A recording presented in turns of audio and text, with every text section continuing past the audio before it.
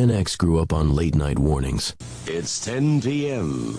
Do you know where your children are? Scared, straight. This is your brain. This is drugs. This is your brain on drugs. Any questions? And were inspired by movies that defined a generation. We were all pretty bizarre.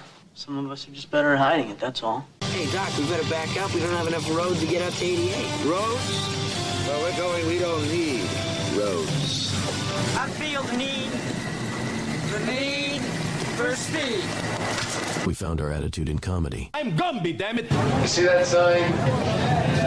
No shirt, no shoes. No dice. Right.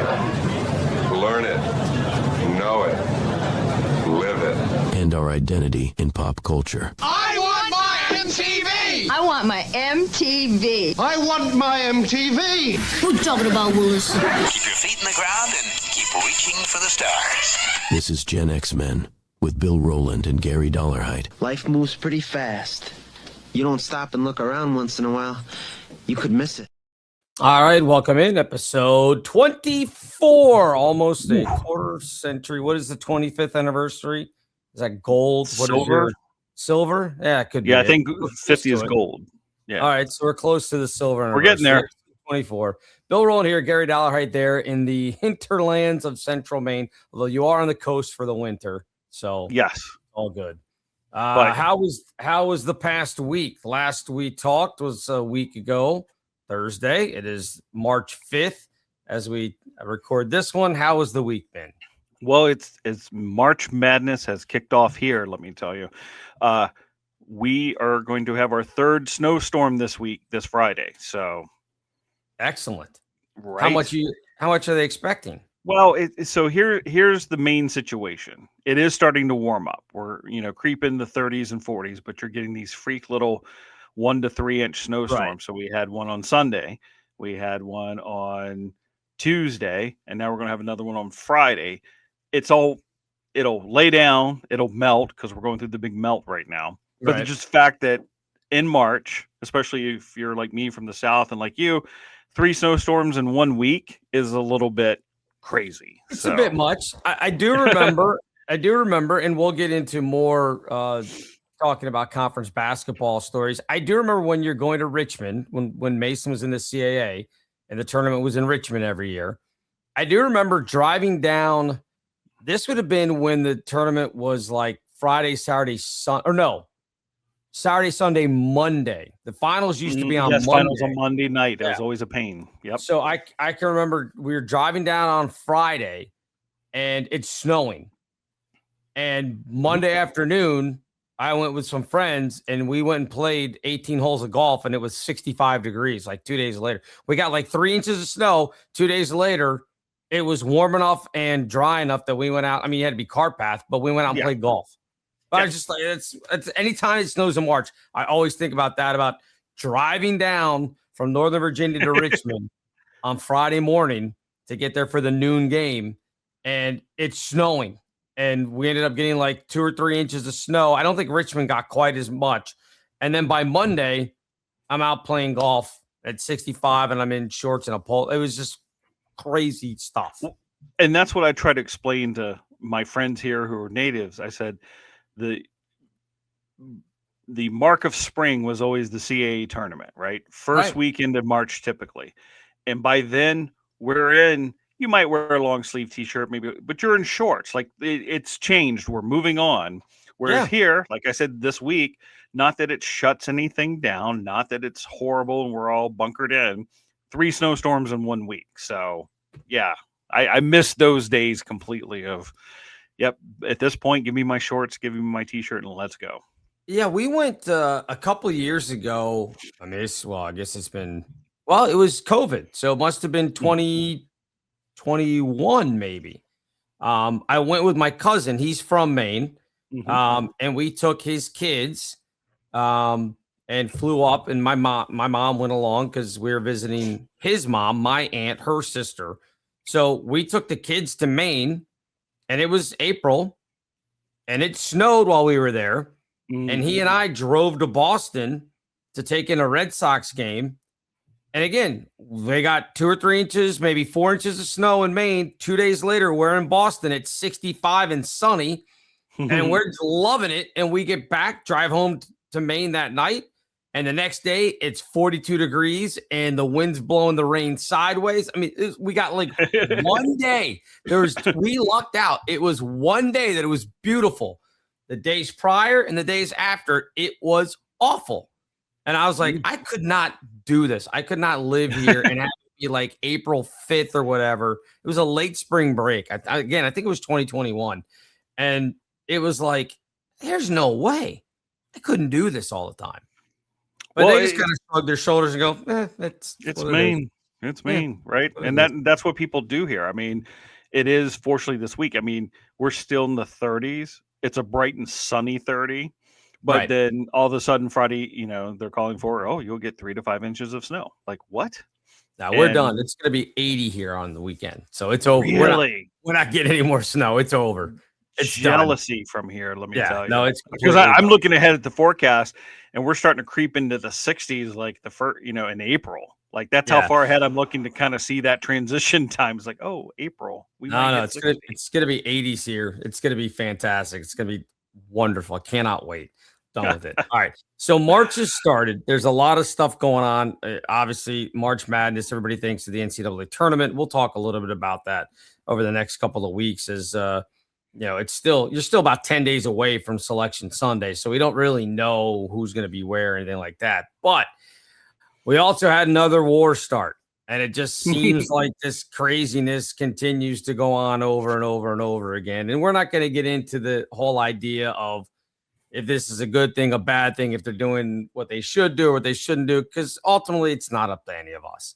So it's really not worth trying to break it down because nobody's listening to us anyway. Even if we're doing it, nobody at the Pentagon is listening, so it doesn't matter. But it did make me think, and you and I were talking about, being Gen X. We remember, obviously, we missed Vietnam because the first of us were born in 1965, so none of us were old enough to go off to Vietnam. So our first real dealing with war would have been the first Gulf War, what started in 91, right? Is that am I remembering correctly? Yes. So So not to put it out there, my mom will not be happy with this if she were to hear it, but that's okay.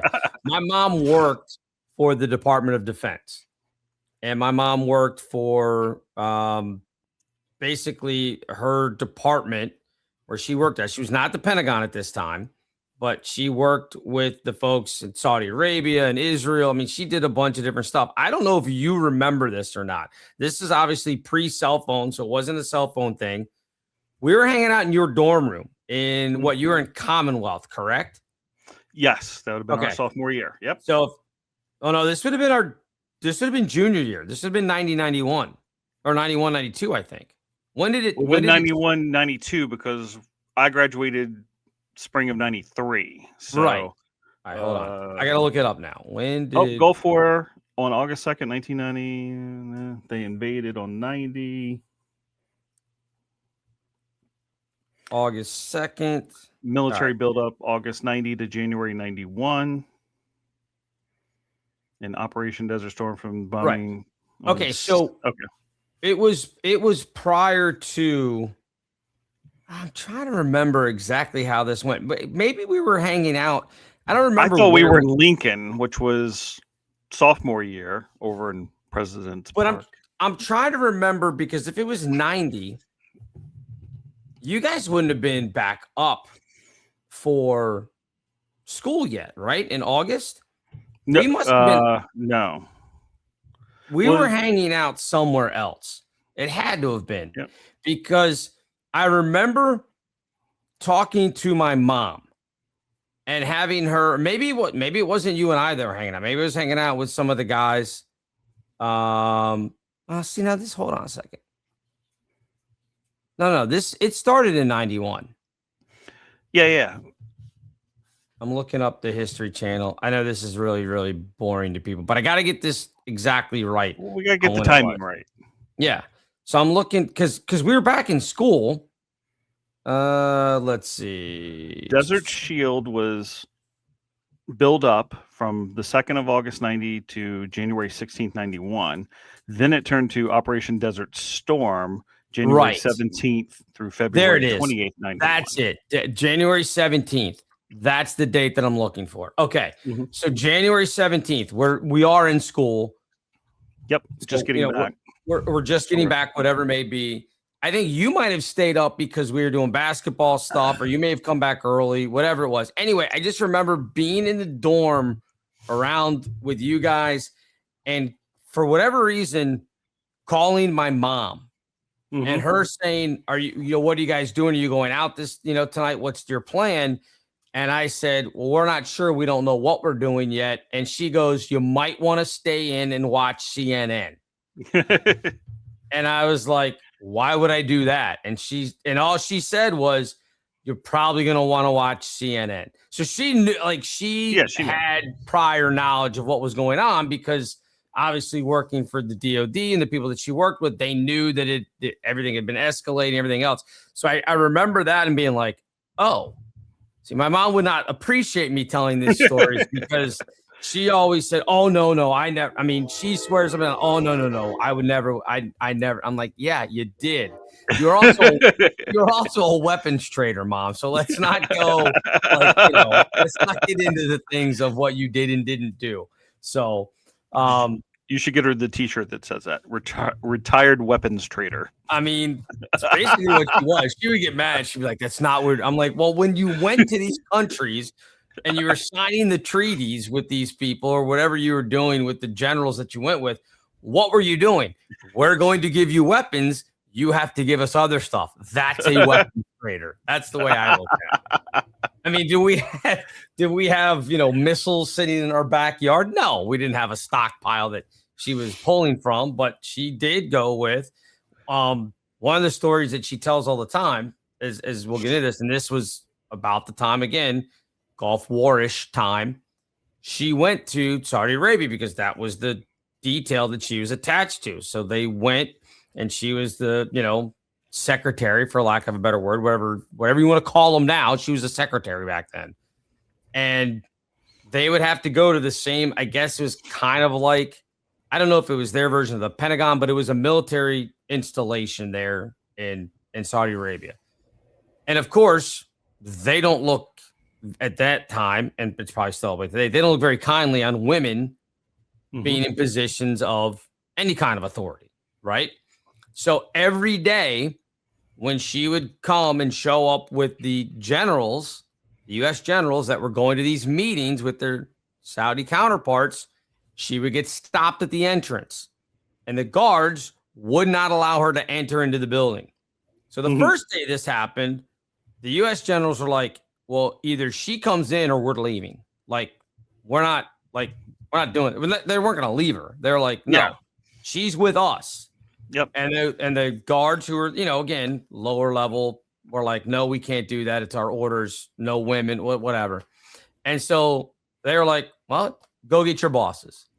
So, it took a while, but they finally came down and they spoke to them, and then they let my mom in. Every single day that they showed up, even though they knew what the outcome was going to be, they stopped my mom at the entrance and said, "You cannot come in." And they'd be like, "All right, let's go through this dog and pony show. Go get your superiors." And then they would come down and they would speak to the guards, and then she'd be allowed to let in. What it was that she eventually kind of figured out through talking to other people was those guys knew that they weren't keeping her out, but they also, so for them, they had to do their job, or other people would be like, "You caved, you let this woman, through." So they knew as long as their superiors came and said it was okay, they wouldn't get any flack from people. So that's how they had to do it for like a week. She had to do this every day. They'd show up and be like, "Hey guys, we're back." Because she's like, it's the same guards every day. And they just were like, "Nope, you can't come in." Okay, go get your superiors. Anyway, so there was all that. The best part of us covering the war, though, was actually at WGMU at the college radio station. And I think this was your idea, if I remember correctly. That I was doing one of the morning shows. I forget which day of the week it was. It doesn't matter. But I was just doing the morning show like 9 to noon or something. And you were the program director at the time. And we had the old AP rip and read wire. For those who don't know what that is, you would get, there's this like basically computer dot matrix printer. Yep. And anytime you could set it, it was literally the feed from the Associated Press. No different. We had the same thing, like the Washington Post would have the same thing. So we had all of this stuff. And you could set which things it would print, weather, news, sports, whatever it was. So it didn't print everything, but you could go to the terminal, scroll through the early computers, scroll through what you wanted. And if you found a story for us, if there are music stories, like, oh, we should print that out. They're talking about, whatever band. Or we'd print out the news or whatever. And the kids that were in the radio class would have to go and do a newscast. Rip and read. Yeah, rip and read the news, rewrite it, whatever you want to do. So we had a friend of ours, Scott Pardue, who I don't think he was even working at the station. Nope. I think he was hanging out. He always hung out because his brother had been the program director before me. He was just, He's a WGB fan. Right. He was just a buddy. So he was hanging out there. So I was on the air, and we decided we should report on what's going on with Desert Storm. Because at this point, it had been not a joke, but I mean, it was pretty evident that this wasn't gonna last very long. I mean, it was kind of one of those things where it's like, it wasn't like heavy, like World War II stuff.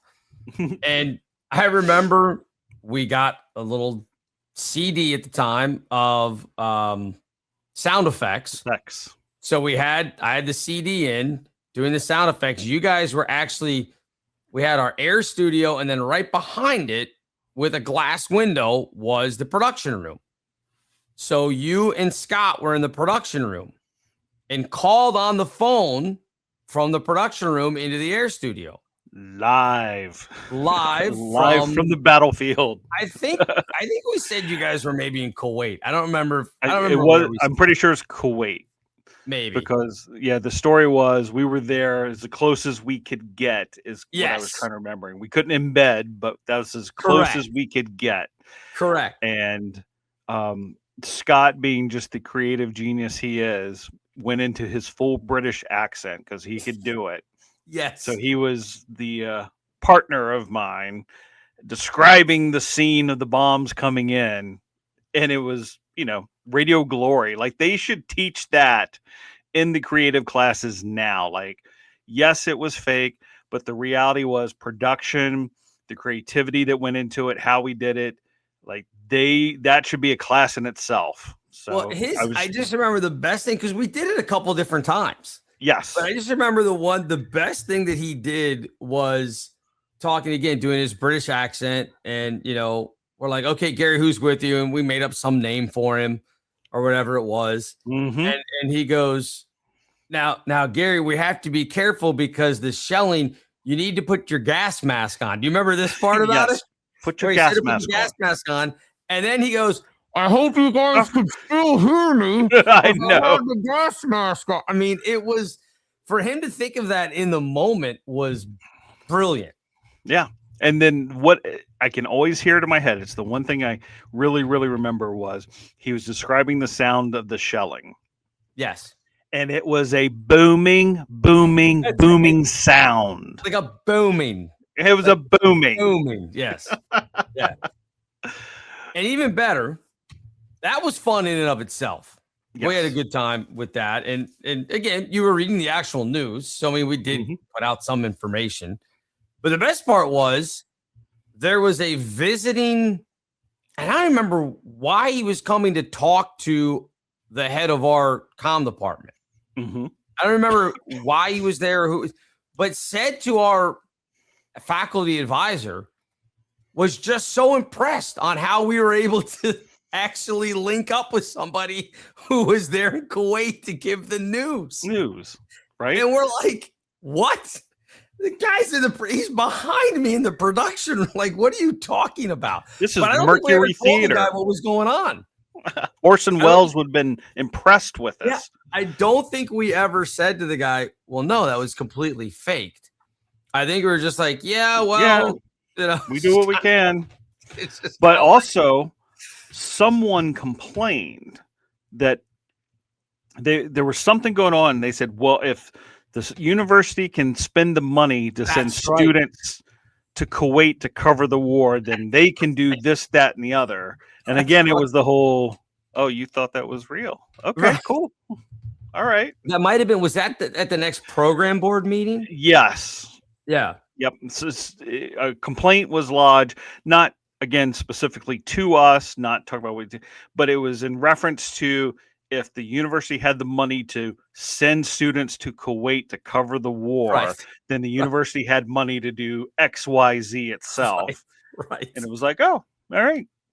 We did well then. That was, and of course, the funniest part to me is, let me lay the picture for you people. Yeah, please. WGMU was a closed current radio station. I can't remember. Right. So you could only get it if you were on campus plugged in, right? So it's not a full broadcast. It was just on campus. And I mean, you would think at any time there might be one person listening. And that was probably the person that was on the air. So the fact that, you know, we have this visiting guest hear it, and then somewhere along the line, someone else heard it, filed a complaint to say that they were spending money to send that's the amazing part to me. Yeah. Is that it even got out of our little sphere in Thompson Hall. I think wasn't it also carried on the Fairfax cable channel or something? So you could get it more. But yeah, it used to be called, was it not closed circuit? It was called something else. Yeah, my mind blanked because I had it and then it went away right then. I can't remember exactly what it was, but yeah, no AM. This was before we got the AM antenna on top of Fenwick Library. This was before I think we even wired the ceiling so that they could hear it down in the comm office, because we did that as well. That might have been after you graduated. I thought that was the next year, because we had those two engineer guys that were just like, yeah, we'll do it. And just would wire up anything. Well, Chris Nicholson and I ran we wired up the bathrooms with old car speakers that I had lying around at my house, because people want to be able to hear, like, while you're playing a song, while you're doing your shift, if you needed to run out the bathroom, which is right around the corner, you want to be able to hear if, the song's ending, I got to hurry, like whatever it is. So we put them in the bathrooms. And then the secretary from the comm department, which was all the way down at the end of the hall in Thompson Hall, said, I'd love to be able to listen to you guys down there. How can I do that? That's so cool that you have speaker. And we're like, well, we could wire your office. And she was like, that'd be great. So Chris Nicholson and I took out the ceiling tiles and ran probably 75 feet worth of wire from WGMU all the way down the hall, and then dropped it into her office. I mean, we did a nice job, had it nice and covered so you couldn't see the wires, and put a little speaker on her desk that had a volume thing. I don't remember where we got that from, but we had a little volume thing so she could turn it down. Oh, it was great. It was glorious. I looked up carrier current radio. Carrier current. That's it. Yes. Uses the building's electrical grid. So yes. I had to look it up because I'm like, I can't believe I'm blanking on this. So, which I'm sure is it's probably, all it's of us now a less common method of broadcasting low power AM through existing electrical wiring in buildings, popular for college campuses, hospitals, and military bases. Yeah, there you go. Yeah. And then we put an antenna up on Fenwick Library, and that lasted a few years, and then they got rid of it. Yeah. All that time and effort that we spent. And now again, I think you could hear us better then than you can now on campus, other than the fact that you can pick up your cell phone and stream it through your cell phone. But they're not. Yeah. They're in the Johnson Center now. So whatever. And that's the only place they broadcast now? Or what? Yeah. I mean, I guess that's my question. It's streaming only, right? Yeah. Yeah. There's no antenna at all. The antenna's been gone for years. I don't know if they've taken it down or if it's still up on Fenwick and it's just not active. I don't know what they what they ended up doing. But yeah, Put so a that plaque was on it. that was fun when we covered the Iraq War back Right. in 1991. But as an educational thing, and that's what you should be doing. I mean, yes. Right? It's I mean, a serious thing, don't get me wrong, but the fact that there's no way any of us were ever going over there, and again, this was supposed to be where we're learning our craft and doing everything. I would say that was pretty impressive and ranked up there, that the professionals would be like, wow, that sounded because it sounded good. We did a fantastic job. Yes, it sounded legit. Scott did a fantastic job. You did a fantastic job reading the news. Again, I wish I used to have that on an old reel-to-reel tape that I recorded on as we did it.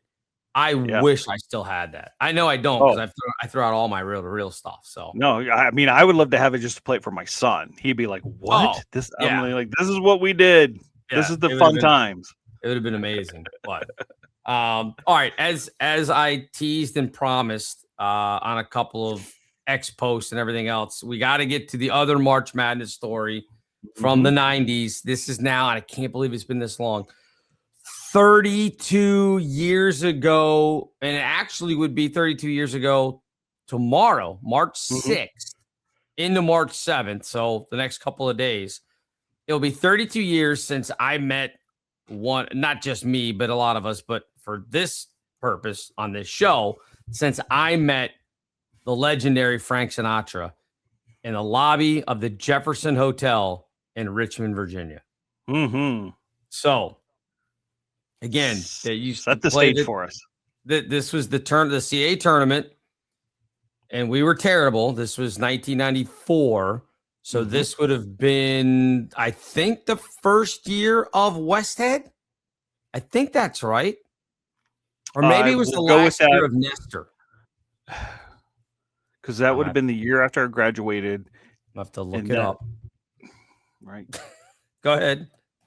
Well, no, I was kind of going with it because I was working full time. That's why I wasn't kind of there.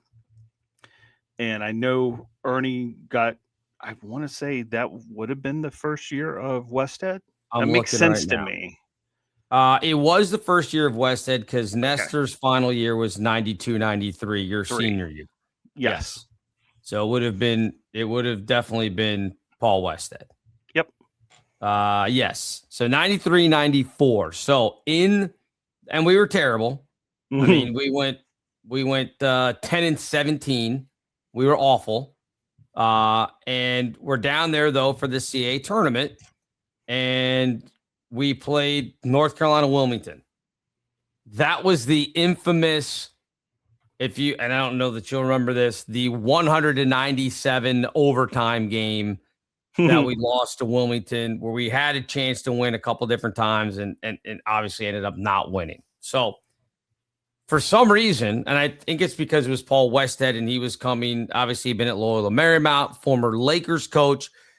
Everything that we did was like top of the line. For like being a CAA team, it was like, what are we doing staying at these places? Like, it was like, at times it didn't make any sense that we were spending this kind of money to stay at different places that we did. But we stayed at the Jefferson Hotel because that's what Westhead wanted to do. He didn't want to stay at the Marriott or the Omni or the, Radisson. No, we were staying at the Jefferson Hotel. And for those not familiar with Richmond, like that was the premier hotel. Like it was old, but it was this grand staircase. I mean, it was like you walked in, it was marbled, and you're just like, oh. Yes. It wasn't like you said the Marriott next door to the Coliseum, which was corporate America and boring. And no, this had the ornate wooden, like, what do you call it? Not staircase. The staircase was marble, but it had like the old oak, like all this kind of stuff. It was very ornate. There's like a stained glass dome, and I mean, it's been around. I want to say it's been around since the Civil War. Yes, I mean it's what I'm explaining to people. This is not where you typically send basketball players and a team, right, to stay. This place is probably the 5-star for Richmond, Virginia. I remember when we pulled up because again, thinking about what it used to be like when we would stay at the Marriott or the Radisson, and we would pack our beer ahead of time and bring it with us. And I remember pulling up in probably at the time, I was probably driving my parents' like 88 Cavalier or something, like whatever it was. It wasn't like a nice car. And I started pulling up and then like the bellhops. I would say you had valet and stuff. Yeah. It was like 22. The valets come running out and they're opening your door, and my then girlfriend's with me, and I'm just like, what the? And I'm like, I was like, I'm gonna self park because I'm not paying for you to valet this joint, because I would do that. And they're like, no, well, we'll take your stuff. Do you know what room you're in? I'm like, no, I haven't checked in yet. And they're like literally putting stuff on their cart, and they're pulling out the beers, and I'm like, I could take the no, it's fine. I'm like, you guys are cool with this? Like, yeah, it's fine. Don't worry about it. So they're like literally like 2 cases of beer because like we thought we might be there for more than a game, which was dumb. But anyway, so they're putting the stuff in and taking it up, and I'm like, all right, this is really strange, but okay, here we go.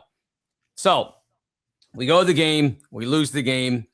So we're drinking down in the hotel bar. Again, very ornate, amazing place. And we see, I don't know how, but another friend of ours, Brian Kitchen, like recognized somehow that Frank Sinatra Jr. was sitting at the bar across the way with, like, I guess, other people from Frank Sr.'s band. How they figured that out, I'm still a little hazy on. 32 years later, whatever it is. So he went over and he's like, I'm going to go talk. I'm like, I'm not going to bother. Even then, I was like, I'm not bothering celebrities. Like, he's Frank Sinatra. The only reason he's famous is because he came from Frank Sinatra's penis. That's it. It's the only reason he's right. He happened to Lucky Sperm Club. That's what he won. So, but Kitchen went over and hung out with them and everything. So we're down there and we're drinking. And finally, like 1:30 in the morning, they were like, all right, that's it. Done. Off to bed. So it's me, my girlfriend at the time, Marie, and I forget who else was with us. We go walking. The bar was in the bottom, the ground floor or the basement of the hotel. And you have to walk up this big, huge marble staircase with the big ornate wooden oak handrail and everything. I mean, it's unbelievable. And we're feeling pretty good, even though we had lost that day. And as you start getting higher and higher up the staircase, you can start seeing people staying in the lobby. And we see Jay and Carolyn Marsh. For those people that are Mason folks, you know Jay and Carolyn Marsh. They were around forever with Mason. She was the secretary for them for a number of years. Fortunately, passed away last year. Jay's still around. But they're standing there, and we're like, and again, it's funny to say this now because they were younger than I am now. But they're standing there. I'm like, what are the Marshes doing up? It's like 2 a.m. Like, they're too old to be like, what are these old people doing up? You know, again, we're like early 20s. And then we keep walking up and we see a couple more people. And we're like, who are they hanging out with? And then you got closer. And it was the realization that, oh my God, that's Frank Sinatra. They're talking to Frank Sinatra. This is crazy. So we went walking over there, and there's probably adding us to the group. It was Frank and his one bodyguard, big black guy, bodyguard for Frank. And then like the Marshes, and I forget a couple other older adults. And then there's maybe only 4 or 5 of us kids. I'll say kids. I think Chris Nicholson was there. I think he was one of them. And we're just standing there. I'm like, this is mind blowing. Like, this is Frank Sinatra. So he's like shaking everybody's hands, and he must have just come up because they hadn't been in conversation very long. So he's talking to us, nicest guy in the world, and he's like, "What are you guys doing here? Why are you out so late?" And we were just like, "Oh, we had a basketball tournament today. Told him George Mason. He probably had no idea what George Mason was." And he's like, "Oh, how'd it go?" And we're like, "Oh, well, we lost in overtime, so it kind of sucks." And we're like, "That's why we're downstairs drinking." And he goes, "Yeah." He goes, "Well," he goes, "you guys had a rough night. I had it worse. They already closed the bar down on me." He's like, I had my own private bar room going. He goes, they came to me and said, Frank, that's it. We can't serve anymore. And he goes, what are you talking about? And Who does that? Yeah, he's like, they're like, sorry, Mr. Sinatra, you got to go. He goes, so here I am. So he goes, I think I got a worse night than you guys did. Like, we all laughed. Like, he's drunk. Frank's hammered. And he was hammered. So he's shaking everybody's hand. And my girlfriend, Marie, kind of knew who he was, but not like she wasn't like the rest of us, like, oh my God, this is Frank Sinatra. So she's standing there like just a little bit behind me. He gets to me, shakes my hand. He's like, oh, nice to meet you. And then goes like this, like takes his arm, puts it on my shoulder, moves me out of the way. And he's like, hello. And yes. He was like, and who's this? And I've got, because I sent a little thing out on Instagram. So let me pull it up. I asked her, I put the thing out and said, hey, we're gonna be talking about the Sinatra story. And I said, I wonder if Marie, and I tagged her, remembers what she said to him. So here's her thing. She said, I had lost my voice from yelling at the game. When he asked me why I didn't want to talk to him since she was just standing there in silence. She said he really was the nicest. He sat there and talked with all of us for a while until the bodyguard said it was time to go. So yeah, she was just standing there and he's like, why aren't you involved in the conversation? I'm like, oh my God, Frank Sinatra is hitting on my girlfriend. What is going on? Bumped you. He literally moved me out of the way. He's like, who's this? And she's like, oh, Mr. Sinatra. Like, like her voice was gone. I do remember that. So yeah. So you guys kept him up too late. That's the other part. You guys kept him up too late. So we got to finish it. So we're all like, oh my God, this was amazing. Frank, and I remember as we're going up in the elevator to our rooms, because he went to finally his bodyguards were like, Mr. Sinatra, I think we should go. But I mean, he sat there. If we had camera phones back then, oh my gosh, I would have had 5 or 6 selfies with Frank Sinatra. And I'm not one of those guys that like takes pictures. I don't have pictures of celebrities. I've met a ton of athletes and celebrities and stuff over the years. That one you have to have. Oh my God, are you kidding me? I'm still to this day, I go, why didn't I just walk over to the concierge desk and get like something for him to sign? Yeah. Like, why wouldn't I have gone just to the front desk and be like, hey, you guys got a pen? Anything? I just want, like, they're dumb. Should have had him sign Marie. I could have. It was cool though to meet him. So we're going up in the elevator and we're joking around because we're just like, well, we still have beer up in the room, and we're like, no way, man, you got to keep it down because if you disturb Frank's sleep, you come down here and take care of us. They don't care. It's Frank Sinatra. He knows people. He's mob guys might be here and it'll be the end of all of us. But I remember saying to Marie, jokingly, sort of, but we were in there and I was like, if he'd asked you to come hang out with him in the room, you would have had to have gone, right? I was like, you wouldn't have had a choice. And she's like, what? And I was like, I don't care that he's like I think he was 78 at the time. I probably said 75. I was like, I don't care he's 75. It's Frank Sinatra. And if he wants to hang out with my girlfriend, I'm going to be like, of course. Why wouldn't you? Say no. Yeah, you're not going to say no to Frank. So anyway, so we leave the next day. I want to say it's a Sunday because I think this was, again, Saturday, Sunday, Monday tournament. So we check out Sunday morning. We don't see Frank. We even tried to like hang out in the lobby for a little bit and went to breakfast. Like maybe we'll see him again. No, we didn't see him. So go home, and she's staying at her townhouse, and I'm like, all right, well, I'm gonna head home. It's like, I hung out with her for the rest of the day. So it's like 11 o'clock. So like I remember this because the 11 o'clock news was getting ready to start, and as I'm leaving, I shut the door to her bedroom. And I'm getting ready to walk out of her townhouse, and I hear her yell, and she goes, "Oh my God!" And I'm like, "What?" So I go running back in. I'm like, "What's wrong?" Because I'm like, "What is she screaming about?" I just left her. She was in, getting ready to go to sleep. She's in bed, and she's like, "Look!" And I look up, and I just see the last tail end of them talking about Sinatra collapses in Richmond, and I was like, what in the world? Again, there's no internet at this point. You can't immediately jump on your phone and start scrolling for the news or checking Twitter or anything. I was just like, what? It just was Sinatra taken to hospital.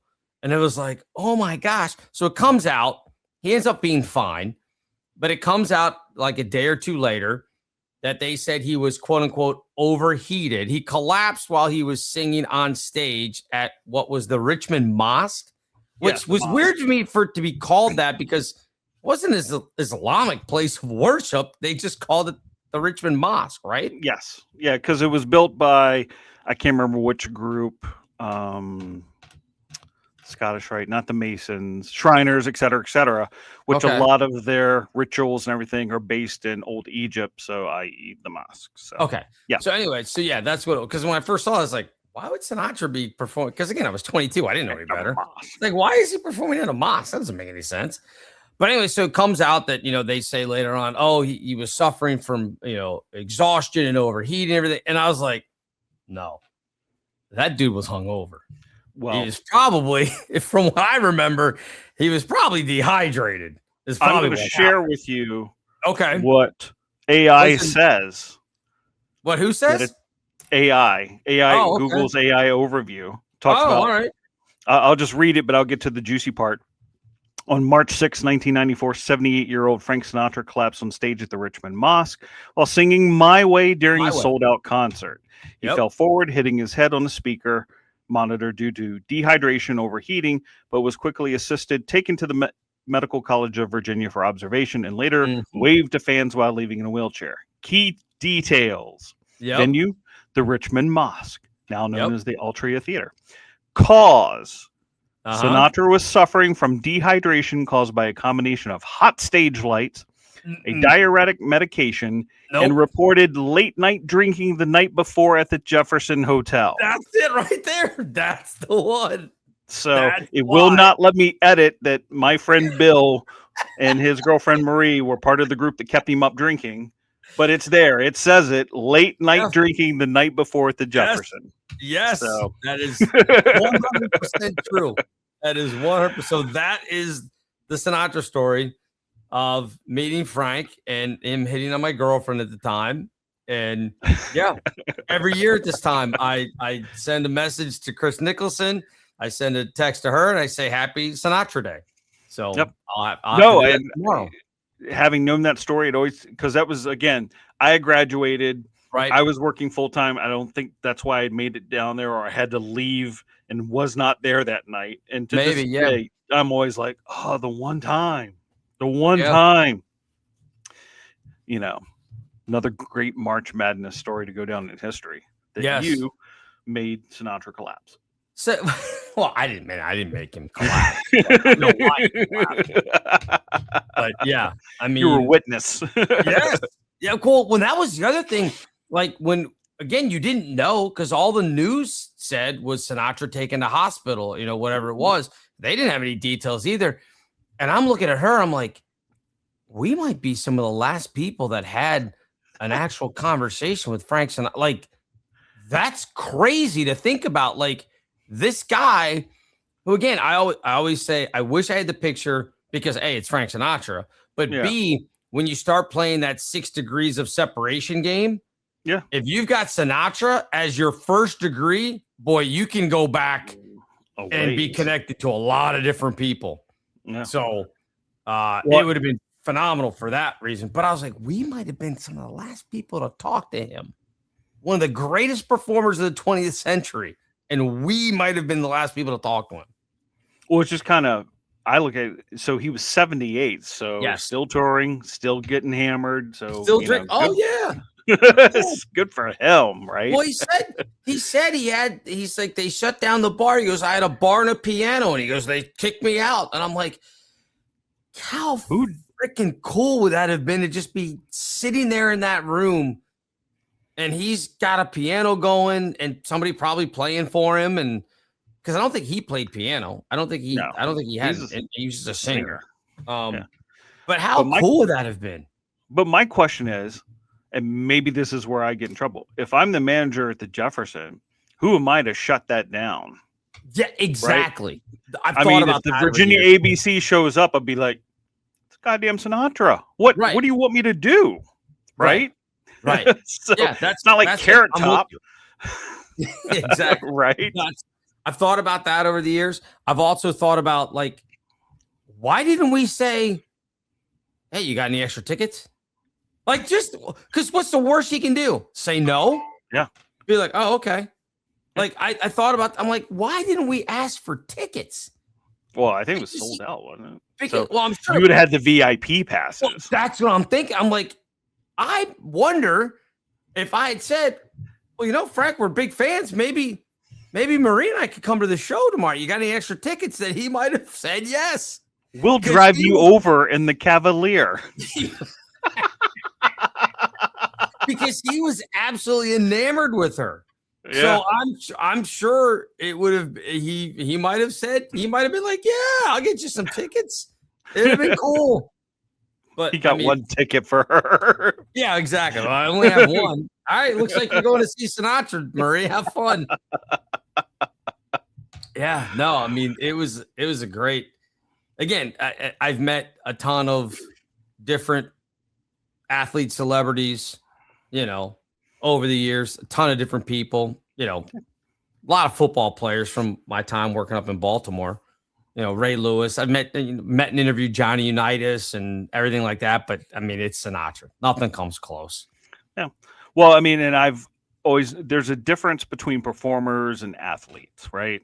And Sure. Not busting them, just athletes, they just do their thing, where there's a next level with performers, especially one of Sinatra's status of longevity and where he fits. They're just different people. So, yeah. Well, I mean, and he's just, it comes from a different time. Yeah. Now, I mean, I can't really think of who would be on that trajectory, or even is at that trajectory now in their mid 70s or something, that you'd be like, oh my gosh, that's this I can't think of anybody. I couldn't come up with anybody that comes close. No, at all. No, I can't put my finger. I mean, because the only one that I know just off the top of my head still performing is Rod Stewart, but he's not that. He wasn't the movie wasn't, icon. No. I mean, Sinatra won Academy. I think he won the Academy Award, right? Didn't he win an Academy Award? Something. For Here to Eternity, I think. I don't remember. Yeah, no. But I mean, yeah, there's nothing. Nobody comes close to that. Not anymore. You just don't have those legendary guys that are out there doing. I mean, all right, maybe, and even not, I don't even know it'd be the same level. Maybe I'd be that excited if I met Jack Nicholson. Maybe. Because he's another guy that was doing all of it. Yeah. Like he was, at the Playboy Mansion. He was doing all of these things. Like I'm sure he's got just ridiculous stories. Much like, Sinatra, again, being out in Vegas in the 60s and everything else like that. I mean, I'm sure it was just crazy. But I can't think of anybody else that would even come close. Yeah, I mean, and I'm talking on a personal level. The only one that I would just be kind of that in awe of, if I could still see him today, even though it's not quite the same, would be Clint Eastwood. Just that longevity icon, like Dirty Harry, right? I mean, it's just like I said, and that's more personal for me. Others would be like, yeah, whatever, old guy, whatever. But to me, he would rank up in that level of icon of all time that's still around, that, if we saw him, want to shake his hand and that makes sense, because I'm thinking like a 22-year-old today. Like, what 70-something-year-old person are they going to be like, oh my gosh, I can't believe I just met this guy? Like, I can't think of who it would be. I guess I'd have to ask a 22-year-old. I don't know. Well, I've got kids to ask, so I'll ask them. Maybe come up with that answer. But I'm afraid of what that answer might be. They'd be like, what? Who? Well, right. If you said who it's somebody that you would look at, that would be, well, they'd still be they'd be boomers.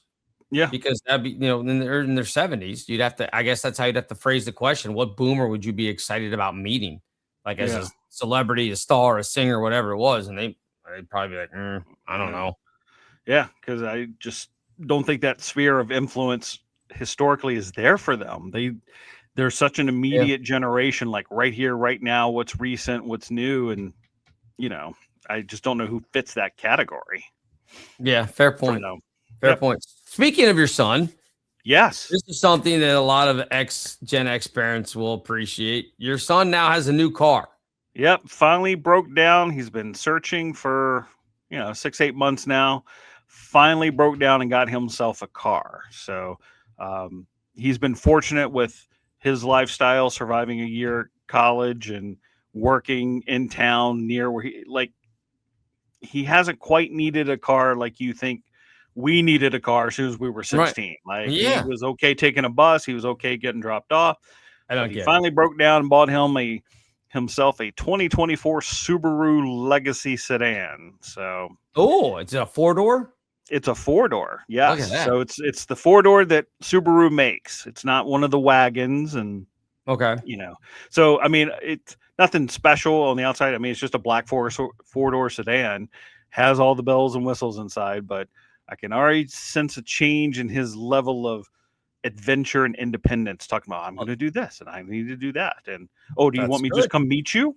So yes, it's quite an exciting time for him. I just don't understand. And I had so many friends of mine that tell me that their kids just aren't excited about driving. And I never understood. I've never, ever understood that. Yeah. My son, Tommy, Susan's kids, my stepkids, same thing. They were just late to get their driver's licenses. It just wasn't a thing, and just kind of survived until they meandered and got the licenses, and then meandered and got a car.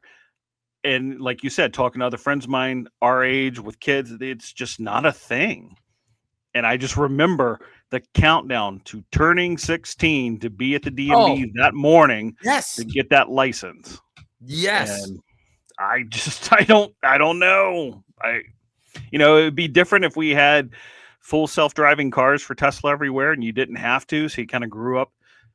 They still had that. No, they just not that push to get that driver's license, to get that independence for whatever reason. Well, and I've never understood, like when we were growing up, would you ever gone and gotten into a car with a stranger? No, of course not. No, you were told constantly. And what do they do now? I'm not kidding. I see 12-year-old kids, 13-year-old kids getting picked up by Ubers and Lyfts to be taken home from like a practice or something. Like, there's no way. There's no chance I would ever put my kid in a car and just be like, good luck. Hope you get home. Like, right? I'm like, what are we doing? Like, you would never have gotten into a car with a stranger. Yeah. But I see parents do it. I'm like, what are we doing? Well, I imagine there's a false sense of security there. Yeah. Very false. Well, it's Uber and it's the car is tracked and we know, and okay. Reality is, doesn't mean a weirdo can't work for them. So, right. Well, we've seen plenty of those stories, even with adult people that get stuck. Like, that's great that it's tracked. So you're going to be able to figure out where he dumped the body, because that's all that's going to happen. Right. That's all you're going to be able to do. Yeah. I've never understood that. Yeah. I'm with you. 16 at the DMV, got my license, drove my mom home from the DMV, and then said, see you later. Because I was actually working, my birthday's in the summer. So we were working vacation Bible school at the First Baptist Church of Alexandria. So I went and dropped my mom back home and said, okay, I'm driving to vacation Bible school. And that was not a close, it wasn't like the church was 2 blocks away from our house. It was going from one end of Fairfax County into the city of Alexandria. I mean, it's a 25, 30-minute drive at that point. It probably be about the same now. But I was like, see you later. I'm going. and my mom was like, all right, well, be safe. You have your license. Like, they didn't care. Yep. So, again, they had to be reminded that they had kids at 10 o'clock at night sometimes. So, Well, mine was in November. And I remember we went to the DMV. And I drove them home because both my parents had gone with me. But I did have a vehicle. So we had to pass the high school to go all the way back home. Right. Drop them off so I could get in the truck and then drive to school. And it, There you go. Right. Going to show up in a 63 GMC that was rusted out, but God bless it, I had a license and a way to get around, and that's what mattered. You had Did your not matter. car, and I bet it was I bet that truck was awesome. I would love to have that thing back, even in its condition that it was, because it was just, you shifted on the column. Yeah. I mean, metal doors, crank windows, the triangle window in the front, AM radio only. I mean, and it was just the bed was rusted. It was rust, white, and black. So you had all three colors going on. Big bench seat, no seat belts. Right. It was fantastic. The thing would my rumble down the road. My first car, it had lap belts because it was an old 65 Mustang was the first thing that I drove on the regular to school. Same thing, AM radio, crank windows, no power steering. I mean, no power brakes, any of that stuff. Yeah, no, didn't have. And what I love to this day, it's just one of those things. You lift the hood, huge engine because it's a big truck engine, but there was still like 3 feet of room on each side to get in and work on it. Right, few wires here and there, but you could get to everything, and it was all right there. None of this. Remove 8 other things to get to this one. The changeover where we can't work on cars anymore. But yeah, I just remember that, like all this room to get in there and take stuff apart. Yeah, same thing. I mean, you popped open the hood, they had the V8, and you could, hey, if you need to get this spark plug, well, you literally could just reach down, grab it, and pull it out. There was no head cover and then this and that. No, if you need to change something, you change something. Well, I changed when I was in high school. Driving down, was it high school? No, it was my first year of college. I was driving the car down to my half brother was stationed at Parris Island, Beaufort, South Carolina. I was driving down to see him because we were going to repaint the car, needed to be painted again. So he was going to do it on his days off. I was going to go down there. So I was driving to visit him and to help him out. And partway through my drive, my car started like really, it was the Mustang was like really starting to like, felt like it couldn't get gas.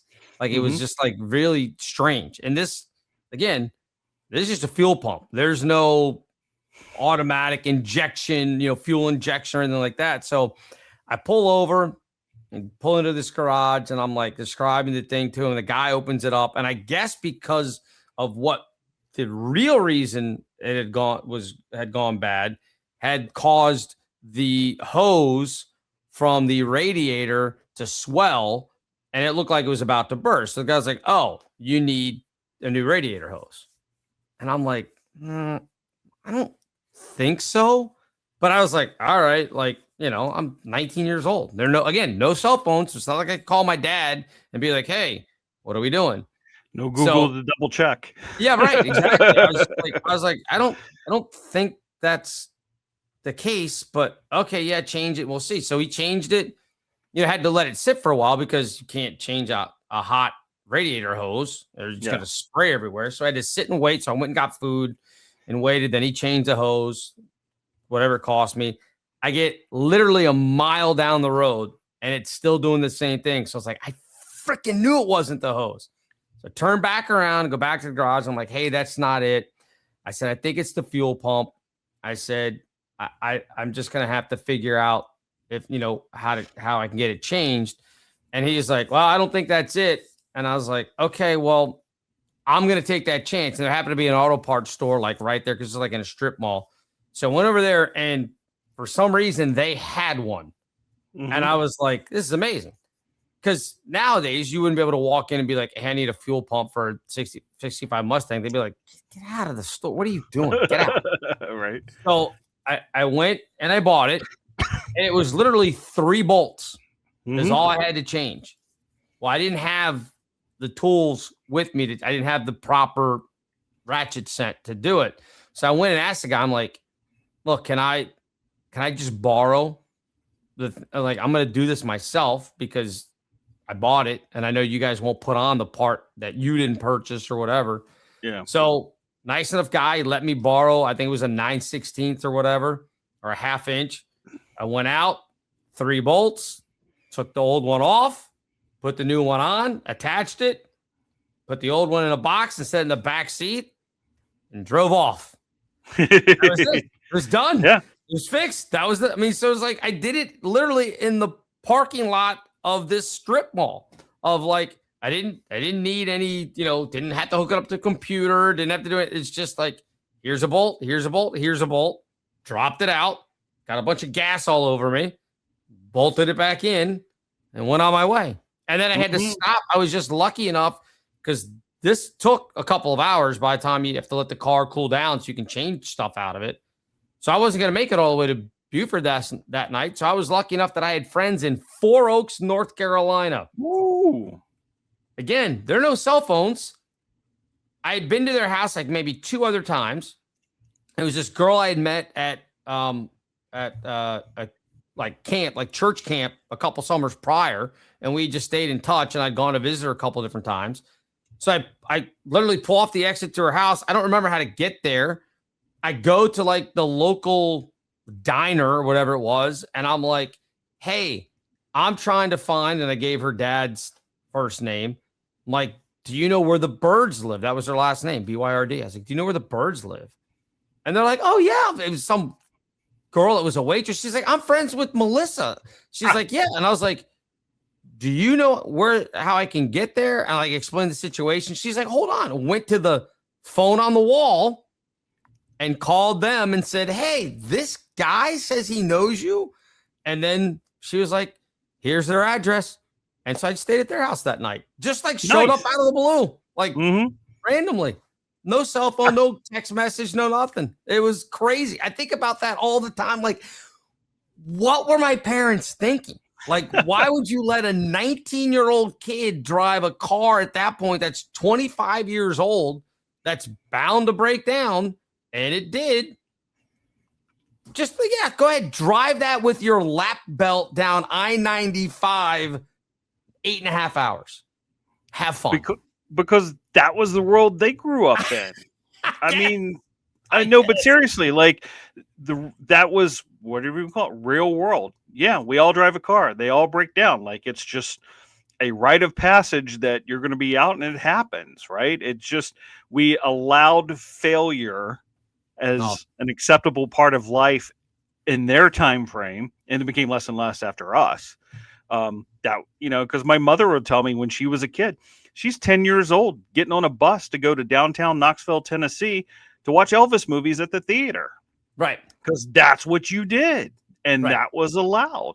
And yes, things could happen, but I guess, again, it was an acceptable, what do we call it, a risk or a lifestyle back in the day that, yeah, something could happen, but it does, right? We can't we can't make everything 100% safe, and that's what, as our societal discussion here, that's what it turned into later on. We can't let the kids fail and can't let them experience this or that. What was it in Maryland a few years ago? The free range kids, where the family let their, I think it was like a 12-year-old take their 8-year-old to walk to Gaithersburg or something. I don't remember. Child Protective Services, because this isn't right. And they're like, it's, less than a mile. It's a town. Like, this is not really abnormal if you go back historically, but, I think it was, or Rockville, one of the two, very upset that they were allowed to walk by themselves. You make a great point about as far as like not allowing failure and like accepting failure. And it's funny because I was just reading, I can't remember where it was from because it's one of those things I saw it like on X or somewhere and then hit the link to. So I don't remember what magazine or study or whatever it was from. But they talked about the video games that we had growing up as Gen X. You had to accept failure as part of your playing the game and mastering the game. There was you really didn't have, unless you got like Nintendo Power Magazine, which came later. You couldn't go on the internet and figure out how to solve the puzzle. You couldn't go on the internet and figure out where these hidden things were. Or cheat codes. Right. And you only had so many lives. Yes. And there was no save button. There was so playing Mario, you got to a certain point, and if you didn't get all the way through, back to the beginning you go, sir. Like, sorry. That's just the way it was. And now the video games they have, it's constant reward. It's just you can save at any point. You can, find the cheat codes online. You can get your walkthroughs. You can do all that stuff, but it's constantly feeding you. I don't want to say success, but the dopamine hit up. You got this. You got this. There's no failure involved in a lot of these video games. Yeah. So they don't learn that failure is acceptable. There's a great guy, and I wish I knew his name. He teaches an entrepreneurial class at Duke. Look this guy up on Instagram or X or whatever it is. I don't know if he's on X. I see him a lot of times on Instagram. And he talks about this all the time, about failure being a pathway to success. Mm-hmm. And one of the things that he did with his class, they came in and he partnered them up and gave them all each a deck of cards and made them play Go Fish. Okay. Because his whole point was the very beginning of that game, most of the time, you're going to fail. Mm-hmm. Do you have an 8? No. Go fish. Well, you got to know. But you gain information. So every time you get a no or a rejection or whatever it is, you're gaining information. So you're learning. His whole point was you're learning that it's okay to fail. And Go Fish teaches you it's okay to fail because eventually those failures add up to experience and knowledge. And then you become successful. Oh, I know you have a 3. Can I have a 3 or whatever it is? Mm-hmm. It's a really cool class. I mean, from what he posts online, it looks really interesting. No, I mean, and he's absolutely right. I've had to control myself, like with Tommy in his new car. I had this list in my head. Well, you need to do this and don't do that. And I was like, nope, not going to say these things. Like I had to pull myself back. Right. Like you can share a little bit, but it was the overdrive of I need to tell him these 100 things so that he doesn't experience being on the side of the road. Like, and I'll tell you the big one was I was going to say, and there's still a part of me that will figure out where your spare tire is and how that works. Yes. Right. Yes. So I was going to be like, my thing was, hey, we need to sit down and figure this out. And then I had to pull myself back going, I just need to tell him once, figure out your spare tire and your jack. Just know where it goes and don't say anything else because me being overprotective means, I've stepped too far where maybe one day in a parking lot, hopefully not on the side of the main turnpike, it's, oh crap, I've got a flat tire. What am I doing here? How do I figure, Right. Is it, even if it's just calling roadside assistance, figuring out like that needs to be for him as his learning curve of what to do versus me pre-planning all these things for him so he doesn't experience, a negative outcome. Right. Well, my dad, I mean, again, he was a car guy anyway. I mean, but it was one of those things like, hey, if you're going to have a driver's license, you better know how to change your tires. So, I mean, it was kind of pounded into you at a very young age. Like you need to know how to change this, because you weren't going to have roadside assistance. There was no roadside assistance. There's AAA, but if you're on the side of the road, how are you going to get a hold of AAA? We didn't have cell phones. We didn't have any of that stuff. Mm-hmm. So, and again, the one thing of advice and my dad was not somebody who sat there and gave advice or anything else, but the one thing that he always said, and it kind of applies to this type of thing, was anytime you had a situation or a problem in life, he always was like, there's no point in complaining about why the situation happened. Fix the situation and get on with it. And he likened it to change the tire, move on. Because his whole point was, by the time you bitch and complain about, oh, this pothole and why didn't the county fix the pothole, or oh, I got a nail in my tire from the stupid construction people, whatever. It's like by the time you went through all that, you could have just taken the tire off, put the spare on, and been on your way. So change your tire and move on. It's the only bit of advice that I've ever taken from my father and been like, you know what? You can apply that to a lot of situations. And it's smart. Absolutely. So, yeah. I don't think you're being overprotective. I think you should teach him how to change the tire. Yeah. Well, we probably will, or at least, like I said, I'm going to mention like, hey, know this part. And again, leave the learning to him. Like maybe he will sit down and figure it out and go look at it. I'll mention it, but he's still got to do the hard work of read the manual, which I know he has been because he said, "Oh, I found this out by reading the driver's." I'm like, "Good for you, bud." So he may already know, but I'm saying we can't let him fail that mindset. And I was just like, no, I need to pull back and give him some parameters to consider. But he's gonna, either learn one day, like, oh, Dad was right. I should have figured out where the jack was in this thing. Maybe he does. I don't know. I found out my car. They didn't tell me at the dealer there is no spare tire. Yeah, So, a lot of them are it's that a way thing now. Like I was moving stuff around, said, "Oh, the spare tire," because you think it's in the hatch under the back. It's like, right. Oh, there is no spare tire. So there was my lesson, which I didn't have to learn on the side of the road of I'm calling for help if something goes wrong. Yeah, which it's totally bogus that they don't have spare tires anymore. Yeah. I don't understand that. Saves them $50. What's that? In manufacturing. Saves them $50 in manufacturing costs. I guess. Does it have a jack? Does your car have a jack or nothing? Nope, nothing. So you are just at the mercy of having somebody come get you. Yes, absolutely. That's awful. There is a can of Fix-A-Flat, and I'm like, okay, so if there's a pinhole, great, but what if the tire is shredded? Right, which can happen. That Fix-A-Flat won't put a patch in the hole in the side of your tire.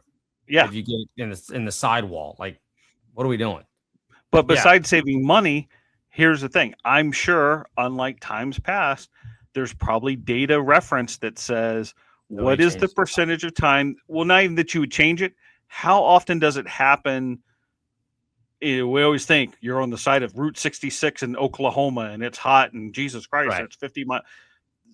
What are the data sets that says, that doesn't happen?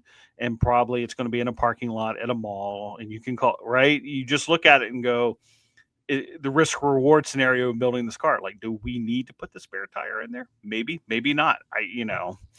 If it's a suburban type car, you live in, say, the greater DC area or something, you have help, right? Yeah. That's the world we live in. So, well, I'm my next car, hopefully I'm going to go old. I'm going to go old school, buy an older car. Cause I don't need all this stuff where they can turn your car off if you've gone too many miles over your whatever it is. They want it's all in 15-minute cities and that nonsense of, paying way more money for each mile that you drive. And it's like you're double taxing at that point. Well, his car remote starts as a subscription monthly. And I was like, what? Are you kidding me? So I said, are you going to pay for it? He goes, no. I was like, well, see if they'll let you do it. Like, I will say in Maine winter for about 3 or 4 months, you kind of want it because you want the car warmed up by the time you get there. Yeah, but the rest of the time doesn't matter. I read that. I didn't realize it was Subaru. I didn't know. I had read that they were doing like subscription models for certain things. Next thing it'll be like subscription models. Not only for like XM series, they'll just make you have a subscription model to have any kind of, they'll do like Apple CarPlay or something like that. They're going to be like, oh, nope, you got to have a subscription for that. That's going to come probably. Oh, I'm sure. It's money extraction. They'll keep figuring out. My part is, when they say, okay, you need a subscription to have brakes. Well, you bought the car, but here's a subscription for working electric brakes. I don't know. That's how bad it can be. I don't know they could get to that far. That'd be amazing. But yeah, I can't imagine that they're going to be like for the general things of your car working. They're going to be like, nope, you need a subscription for that. You never know. I mean, I'm finding out the stuff that private equity is doing in Las Vegas now, like sensors that if the bottle of water gets touched, they charge you. Like that's, Wait, how? Because everything's on sensors. So they know. That's why the big thing now is, and whether it's true or not, but I've seen it multiple places, like you don't open the fridge, it's on a sensor. Because then they say you were in there. Well, I didn't take anything. It doesn't matter. You opened it, so I was just looking. I was browsing. So they say don't touch anything in the rooms. So I don't know. Extra charge for towels. I mean, yeah, I guess money extraction. I guess, yeah. I don't know. But if you just open the fridge, like that's it, that sucks. That's You know, ridiculous. people were talking about how bad Vegas has become since a lot of the casinos are now under private equity and Yeah. they want to extract every single penny they can get out of you, even if it feels like, are you kidding me? You're charging me $8 for the bottle of water because the bottle moved off the sensor just a certain way. So they take that as it was used. So, Yeah. yeah, See, Vegas it's sucks. crazy stuff. Vegas sucks. Glad we're not. Glad we're not out there. I've only been one time, and it was for work, so everything was paid for, other than the slight gambling that I did. But yeah, I wasn't that enamored with it. I wasn't like, God, Vegas is fantastic. It's just like, all right. I don't know. I mean, I used to enjoy it more so when I used to go there a lot, just because it was a break from the norm. But a lot of things there can be had elsewhere now, so it's Right. not quite what it was. Where, like they said, go to Vegas. What happens in Vegas stays in Vegas, just because there's so much to do. If you want it and have money, you can get it. Whatever it is, well, the rest of the world's kind of caught up, so it's not to Exactly. me that special anymore. It's not it's not the Vegas of the Sinatra days when the mob was in charge. Now all the as you said, now all the private equity places are in charge. So all right, we should probably wrap up. We've done a good hour 15 here. I think we covered a lot of different stuff. We'll get to the college basketball stuff in the next couple of weeks once we know kind of who's going to be where. So you have any parting words for us? I was going to say, going off our little discussion about afraid of failure, our education as Gen Xers was losing 3 lives and having to put another quarter in the machine to keep going. That is definitely true. We definitely had a lot of that going on. So I will leave you with some fine words from the great Frank Sinatra, who once said that alcohol is man's worst enemy, but the Bible says to love your enemy. This concludes this episode of Gen X Men with Bill Rowland and Gary Dollarhite. Gen X Men is now off the air.